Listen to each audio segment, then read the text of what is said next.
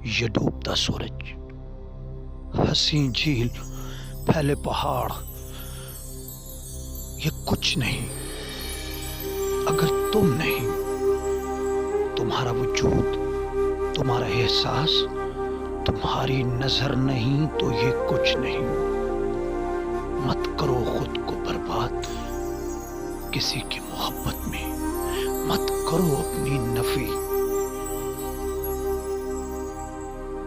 अगर तुम खुद को बर्बाद कर रहे हो तो ये अपनी तौहीन है, अपने साथ जुड़े रिश्तों की तौहीन है, बनाने वाले की तौहीन है।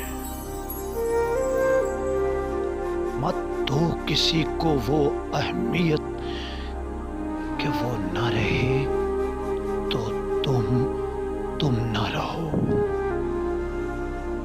तुम हो, तुम्हारी जात, तुम्हारा वजूद, तुम्हारी हस्ती, तुम्हारे होने का एहसास है तो तुम हो। मत मरने दो इस एहसास को कि तुम सब कुछ हो।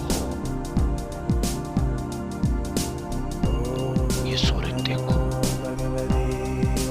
ये हंसी झील देखो, ये फैले पहाड़ देखो, ये सब मिल के एक मंजर को तख्लीक कर रहे हैं और तुम्हारी नजर इस मंजर को मुकम्मल कर रही है।